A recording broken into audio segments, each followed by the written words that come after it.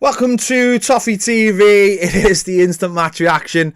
West Bromwich Albion 0, Everton 1. Another 3 points, which made my heart ache and my head hurt.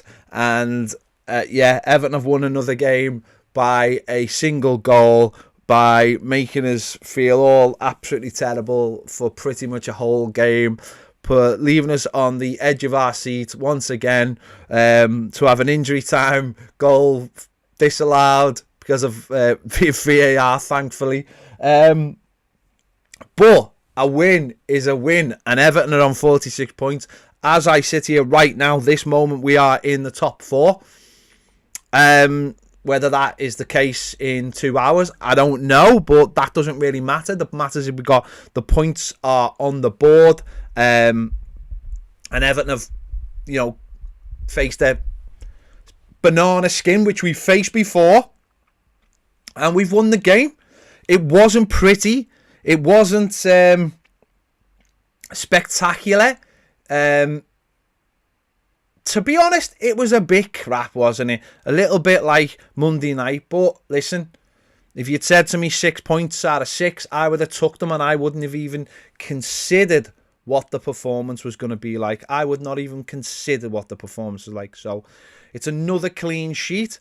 And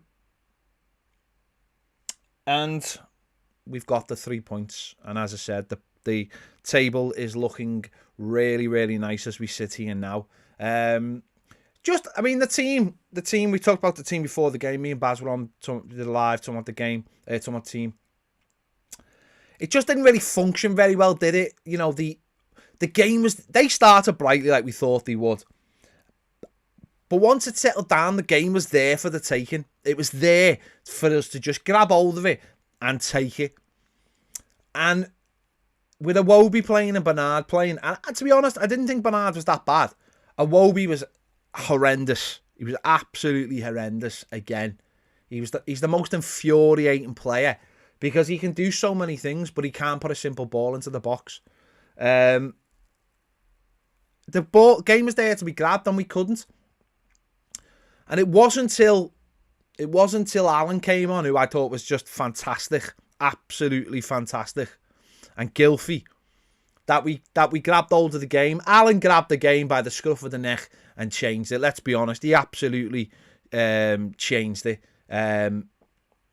Gylfi, fantastic when he came on. Brilliant delivery for the goal. Knew exactly what his job was. Richarlison, great header. All the defenders defended quite well tonight, to be honest. They were never really a threat apart from in the first 10 minutes. And that one, the goal he had disallowed was just stupid from our point of view. We've got it at the other end of the pitch. We're dicking about with it instead of taking it to the corner and being a bit more aggressive. We let the ball go long. Michael Keane loses the first ball. Godfrey loses the second ball. Dean doesn't deal with the next ball. And then they get a ball into the box, which they shouldn't be allowed to do. And the lad, it's like a B-Tech Drogba, isn't he? Finishes it well, but he was offside, luckily. Thankfully, he was offside. Big toe offside. But sometimes that's just the way it is, isn't it? That's just the way it is. Gomez was better once Alan came on, but I don't think Gomez can play that role of being... It's too... Because he gives the ball away too much. Decore gives the ball away too much. We needed someone in midfield who to just settle us down. Tom's been doing that really well in the absence of Alan. And Alan come on tonight and did that job really, really well. He really settled the game down and grabbed it by the scruff of the neck. And he just sat in front of the back four and he dealt with everything. And I think once he come on, it was just annoying that we never went and got more. Dom had a great chance first half. He's had a good half chance second half. It was just annoying that once we're 1-0 up, we didn't go, right, we're going to go and kill this game off. But again, like we said on Monday, it's almost like that fear. We'd rather grind out a clean sheet and than not take the chance. And I understand that. We're not exactly a free-flowing team, are we? We are the weirdest team to watch because we just, half the time, look absolutely abysmal. And yet we're in fourth place. It's dead weird. It's so, I mean, so tonight we've had 3 shots on target, they had 3 shots on target. 3 shots off target, they had 3 shots off target. 4 blocks, they had 4 block shots. Possession was 48 to 52. 3 corners each. 3 offsides to 2 offsides. You know, it was a draw, really. It was one of them games that, if it finished a draw, you wouldn't really have complained. But we got the win, and that's what you have to do at this stage of the season. You have to convert your draws into wins and your defeats into draws. Big Jordan Pickford, fantastic save in the first half. I don't care whether he was going for his wrong hand, his right hand, whatever. Great save at the beginning when he would have been cold. And his kicking was excellent again. Andre, I mean, just looking at the comments, so some people say Andre Gomez, I don't think suits that role as such, being the deepest player or playing in a 2, which is what he was doing. But when Alan came on, I thought he improved a lot.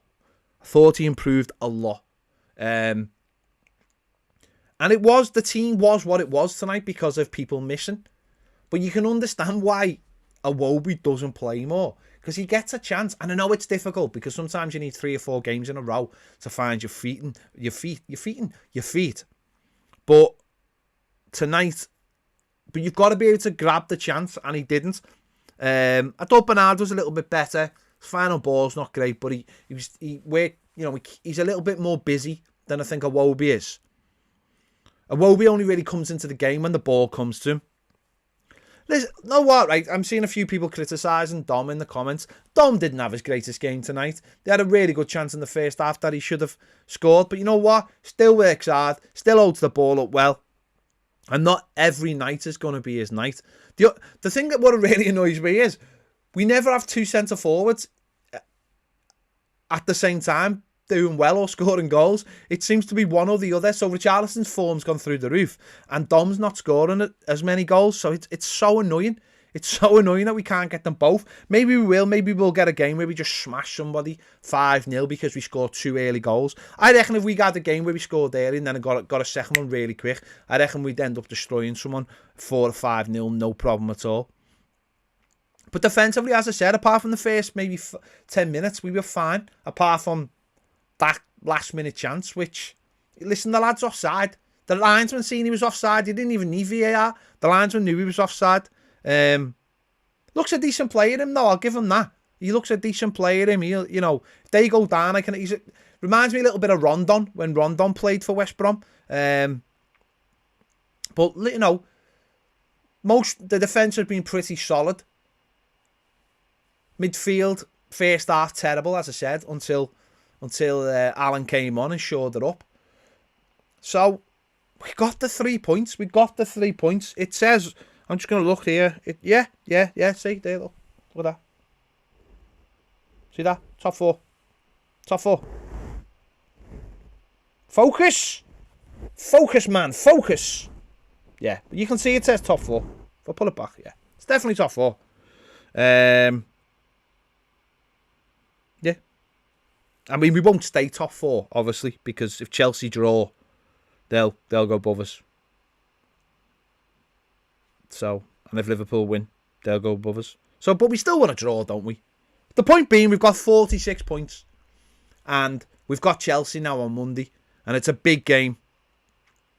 It's a big game. So we want Liverpool and Chelsea to draw, obviously, now. And then Monday we've got Chelsea. And that puts our own fate back in our hands, doesn't it? We go to Chelsea and get 3 points. No reason why we can't. I mean, we'd have to play better than that. Then we're above them. If we win our next game and Chelsea draw with Liverpool tonight, we're in the top 4 with, 12 games to go. I mean, we've still got a game in hand. I mean, if we won our game in hand right now, we'd still be 4th. We'd have 49 points, but that doesn't matter. We'd be a point behind Leicester and 2 points behind Man United if we won our game in hand, which is obviously Villa, isn't it? But for me, it's about getting to that 60 points. It's about getting 60 points. No, hang on, Chelsea. Oh, yeah, sorry, Chelsea would have... Hang on. If that game kicked off, sorry. Yeah, sorry. I'm wrong. I'm stupid. Sorry. I'm wrong. I'm stupid. If Chelsea and Liverpool draw, they'll be behind us. Sorry, I didn't realise that game had kicked off. Sorry. I'm stupid. Because on the no, it's a live table, so they've been given a point. So if that's a draw, we stay top 4. And imagine going into that game on Monday and we're above them in the league. And we're thinking, right, we get a result tonight. We stay above you. So the way I look at it is we've got, 12 games left. And we need to get 14 points to get 60. And I think around 60 points will get us Europe. And at the moment, that's all I'm interested in. All I'm interested in at the moment is Europe. Top 4 it's the fantasy. It's the thing we all want. But at the beginning of the season, if you'd ask me, I'd say top 4. I'd say Europe, Europa League. I know if we finish 7th and the cup competitions are won by the teams, then it would be the conference, wouldn't it? The European Conference, I think. So, yeah. So let's hope that game finishes as a draw, and we go to Chelsea. But the main thing is another win. Monday night is massive. The likes of West Ham away is going to be massive. Arsenal away is going to be massive. But you know what's more massive than those games? More massive. Burnley, Crystal Palace, Brighton, Villa twice. They're bigger. The games that we're supposed to win. Well, you know what? This week, these are 2 games that we were supposed to win and we won them. And it doesn't matter about how we played. We won them. And we've still got Man City to come in a couple of weeks in the FA Cup. And who knows? And if we could get past City, then honestly, no reason why we couldn't go all the way. Yeah. Someone's saying, what's happened to Decore giving the ball away? I think it's just the amount of games he plays. He's gone off tonight, hasn't he? Fatigue. Massive fatigue. That international weekend coming up, I know people don't like it, but for us, it could be a blessing. It could be that little refresh, especially if some players don't go away because they're not allowed to go away because of COVID restrictions. So that could be a big refresh for us to get some players fit. The likes of Decore get a couple of weeks rest. Allen a couple of weeks rest after a few games. And other players back. Someone says, anyone else think the goal being ruled out was a bit dodgy? No, he was offside. His foot was offside.